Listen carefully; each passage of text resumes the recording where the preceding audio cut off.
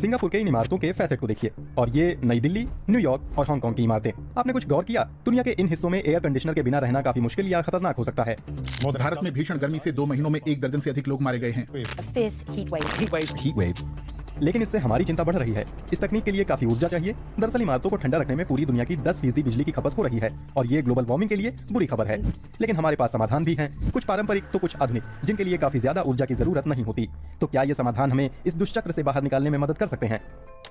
इस समस्या की शुरुआत की कहानी 1902 में न्यूयॉर्क से शुरू होती है। इसी शहर में इंजीनियर विलिस कैरियर ने पहला आधुनिक एसी बनाया था। उन्होंने प्रिंटिंग प्लांट में नमी नियंत्रित करने के लिए एक इंजन डिजाइन किया, क्योंकि गर्मी से प्रिंटिंग खराब हो जाती थी। आज वैश्विक स्तर पर सबसे ज्यादा एसी का इस्तेमाल करने वाले देशों में अमेरिका भी है। यहाँ के 90% घरों में एसी लगा है, जबकि दुनिया के कुछ सबसे गर्म हिस्सों में 10% घरों में भी एसी नहीं है। लेकिन अब अन्य देश भी अमेरिका के रास्ते पर हैं। ये आंकड़े देखिए, इनसे पता चलता है कि आने वाले दशकों में इन उभरती अर्थव्यवस्थाओं में रहने वाले लोग अपने घरों और इमारतों को ठंडा रखने के लिए अनुमानित तौर पर कितनी ज्यादा ऊर्जा इस्तेमाल करेंगे। भारत के एयर कंडीशनर बाजार को देखें तो ये दोहरे अंकों में बढ़ रहा है। अंकित वैश्विक बाजार में कम ऊर्जा खपत करने वाले एसी लाने के लिए काम कर रहे हैं। भारत की आबादी बढ़ रही है, देश का मौसम भी गर्म होता जा रहा है, साथ ही शहरीकरण बढ़ रहा है और आबादी का बड़ा हिस्सा शहरों का रुख कर रहा है। इन सब की वजह से एयर कंडीशनर की मांग भी काफी ज्यादा बढ़ रही है। इन रुझानों की वजह से 2050 तक घरों को ठंडा रखने के लिए वैश्विक स्तर पर ऊर्जा की मांग में 3 गुना बढ़ोतरी होने का अनुमान है। अब सवाल यह है कि गर्मी बढ़ाए बिना ये बढ़ती मांग कैसे पूरी की जाए, क्योंकि ज्यादातर देशों में काफी ज्यादा ऊर्जा की खपत वाली तकनीक जीवाश्म ईंधन से चलती है। इससे काफी ज्यादा ग्रीन हाउस गैसों का उत्सर्जन होता है और ये वातावरण को गर्म करती है। आजकल एसी रेफ्रिजरेंट्स कॉइल के जरिए चलते हैं, जो गर्म हवा से गर्मी अवशोषित करते हैं। उनमें से कुछ पूरी तरह ग्रीन हाउस गैस हैं। आप नहीं चाहेंगे कि ये आपकी एसी यूनिट से लीक हों।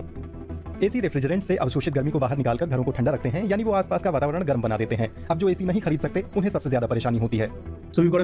इसलिए एसी से वायुमंडल पर 3 गुना असर पड़ता है। स्मार्ट समाधान ये है कि कम ऊर्जा खपत करने वाली कूलिंग तकनीक का इस्तेमाल हो या फिर बिना एसी के कूलिंग। प्रसाद पैसिव सोलर डिजाइन के विशेषज्ञ हैं। वो कहते हैं कि स्थायी तौर पर ठंडक बनाए रखने के 3 चरण हैं। सबसे पहले हमें पूरे शहर की गर्मी घटाने की जरूरत है। आपने शहरी गर्म द्वीप प्रभाव के बारे में सुना होगा। ऐसा तब होता है जब इस तरह के शहरी क्षेत्र अपने आसपास के इलाकों की तुलना में ज्यादा गर्म हो जाते हैं, क्योंकि कंक्रीट गर्मी को अवशोषित करते हैं और उसे बनाए रखते हैं। लेकिन शहरों में ज्यादा से ज्यादा छायादार पेड़ लगाने और अन्य योजनाओं से गर्मी कम हो सकती है, जैसा कि बर्लिन में हो रहा है। और कारों से निकलने वाली गर्मी को कम करने से भी फर्क पड़ता है। अगला चरण यह है कि इमारतों को ऐसे डिजाइन किया जाए कि उनमें एसी की जरूरत न हो। टेक्नोलॉजी के आने से पहले दुनिया भर में लोगों के पास अपने अपने समाधान थे। चार्ल्स वियतनाम और मॉरिटानिया जैसे देशों में जैव जलवायु वास्तुकला परियोजनाओं का नेतृत्व करते हैं, यानी स्थानीय जलवायु को ध्यान में रखते हुए इमारतें डिजाइन की जाती हैं। कुछ आधुनिक इमारतों में पहले से ऐसा हो रहा है, जैसे कतर यूनिवर्सिटी। यहाँ इमारतें ठंडी रखने के लिए विंड टावर इस्तेमाल किया जाता है। ईरान और अन्य मध्य पूर्वी देशों में सदियों से यह तकनीक इस्तेमाल होती आई है। कथित विंड कैचर यूं डिजाइन किए जाते हैं कि ताजी हवा घरों के अंदर आती है और गर्म हवा निकल जाती है। आपने गर्म जलवायु वाले इलाकों में ऐसे सफेद पुते घर देखे होंगे। भारत जैसे कुछ देशों में फिर से यह तरीका अपनाया जाने लगा है। छतों को सफेद चूने से पेंट किया जा रहा है, जो कम गर्मी अवशोषित करता है। इससे घर उतना गर्म नहीं रह जाता। क्रॉस वेंटिलेशन के हिसाब से घरों को डिजाइन करने के लिए हवा की दिशा जानना अहम है। वहीं कई अन्य तरीकों से भी घर ठंडे रखे जा सकते हैं, जैसे घर के बाहरी ओर छज्जा बनाना। साथ में इंसुलेशन भी गर्मी को आपकी छत से गुजरने से रोकता है। हालांकि कभी कभी एसी की जरूरत पड़ सकती है, लेकिन इसका इस्तेमाल कम हो सकता है। दिक्कत यह है कि जिन देशों में निर्माण कार्य तेजी पर है, वहां नई बनी इमारतें ऐसी दिखती हैं। बिल्डर फर्श से लेकर छत तक शीशे का इस्तेमाल करते हैं और ये एक वास्तविक समस्या है। हर बार जब आप किसी इमारत में शीशा लगाते हैं तो उसे हॉट बॉक्स में बदल देते हैं। ये सोलर कुकर जैसा है। आर्किटेक्ट्स और इंजीनियरों का कहना है कि ये सुंदर वास्तुकला लोकप्रिय है, क्योंकि इसे आकर्षक, आधुनिक और प्राकृतिक रोशनी देने वाला माना जाता है। इसे बदलने के लिए भवन निर्माण से जुड़े कड़े कानूनों को लागू करने की जरूरत होगी, ताकि ऊर्जा का बेहतर इस्तेमाल हो सके। और इस नियम को लागू करने के लिए व्यापक सांस्कृतिक बदलाव भी जरूरी है।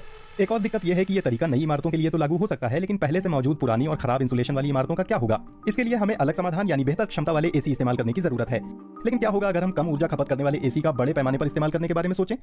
सिंगापुर में इस तरह की व्यवस्था पहले से ही है। यहाँ एक भूमिगत एयर कंडीशनर है, जिसे दुनिया का सबसे बड़ा एयर कंडीशनर माना जाता है। ये रिहायशी इमारतों, बैंकों, मॉल और इस प्रतिष्ठित होटल को ठंडा करता है। इस तकनीक को डिस्ट्रिक्ट कूलिंग कहा जाता है। इसमें 50% तक ऊर्जा की बचत होती है और इतना ही कम उत्सर्जन होता है। इसकी मदद से पानी जमीन से 25 मीटर नीचे ठंडा किया जाता है और फिर अलग अलग इमारतों में पाइप से पहुंचाया जाता है।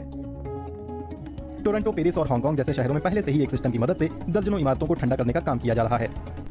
ये बात थोड़ी काल्पनिक लग सकती है, लेकिन अन्य समाधानों की तरह इसके लिए ज्यादा पैसों, जानकारी और जागरूकता चाहिए। अच्छी बात है कि कूलिंग के लिए हमेशा ऐसा दिखना जरूरी नहीं, लेकिन अगर हम टिकाऊ समाधान की दिशा में तेजी से आगे नहीं बढ़ते हैं, तो उसी समाधान में फंसे रह सकते हैं जो असल में समस्या है।